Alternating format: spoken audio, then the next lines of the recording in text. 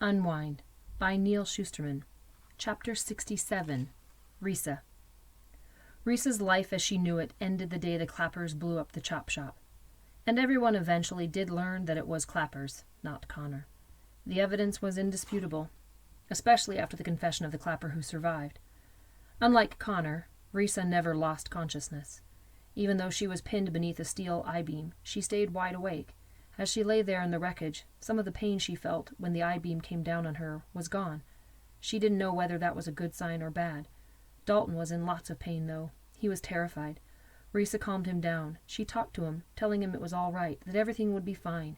She kept telling him that right up until the moment he died. The guitar player had been luckier. He was able to wrestle himself out from under the debris, but he couldn't free Risa, so he left, promising her he'd send back help. He must have kept his promise because help finally did come. It took 3 people to lift the beam, but only 1 to carry her out. Now she rests in a hospital room, trussed up in a contraption that looks more like a torture device than a bed. She is riddled with steel pins like a human voodoo doll. The pins are held in precise place by rigid scaffolding. She can see her toes, but she can't feel them. From now on, seeing them will have to be enough. "You have a visitor." A nurse stands at the door, and when she steps aside, Connor is standing in the doorway. He's bruised and bandaged, but very much alive. Her eyes instantly fill with tears, but she knows she can't let herself sob. It still hurts too much to sob. "I knew they were lying," she says. "They said you died in the explosion, that you were trapped in the building, but I saw you outside. I knew they were lying." "I probably would have died," Connor said, "but Lev stopped the bleeding. He saved me." "He saved me too," Risa tells him. "He carried me out of the building." Connor smiles. "Not bad for a lousy little tithe." By the look on his face, Risa can tell he doesn't know that Lev was one of the Clappers, the one who didn't go off. She decides not to tell him. It's still all over the news. He'll know soon enough. Connor tells her of his coma and about his new identity. Risa tells him how few of the Happy Jack's AWOLs have been caught, how the kids stormed the gates and escaped. She glances at his sling as they speak. The fingers sticking out of that arm sling are definitely not Connor's. She knows what must have happened, and she can tell he's self-conscious about it. "So, what do they say?" Connor asks. "About your injuries, I mean. Are you going to be okay, right?" Risa considers how she might tell him, and then just decides to be quick about it. "They tell me I'm paralyzed from the waist down." Connor waits for more, but that's all she has to give him.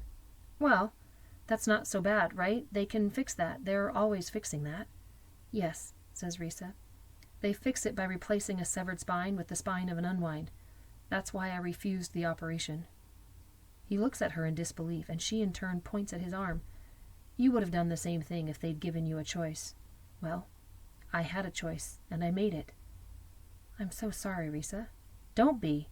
The one thing she doesn't want from Connor is pity.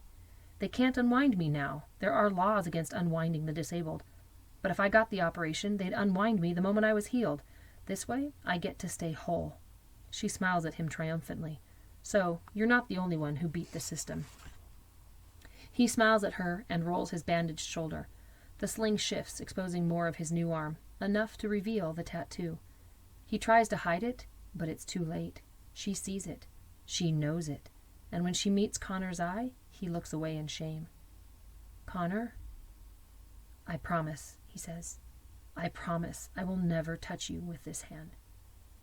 Risa knows this is a crucial moment for both of them. That arm, the one that held her back against a bathroom wall. How could she look at it now with anything but disgust? Those fingers that threatened unspeakable things, how can they make her feel anything but revulsion?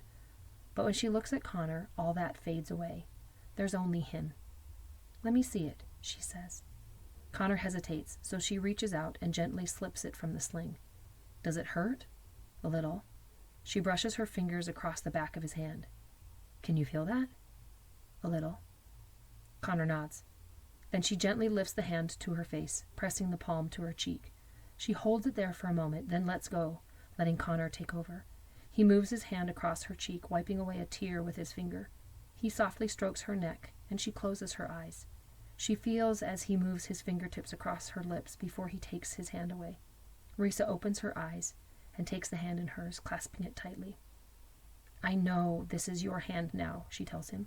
"Roland would never have touched me like that." Connor smiles, and Risa takes a moment to look down at the shark on his wrist. It holds no fear for her now, because the shark has been tamed by the soul of a boy. No, the soul of a man.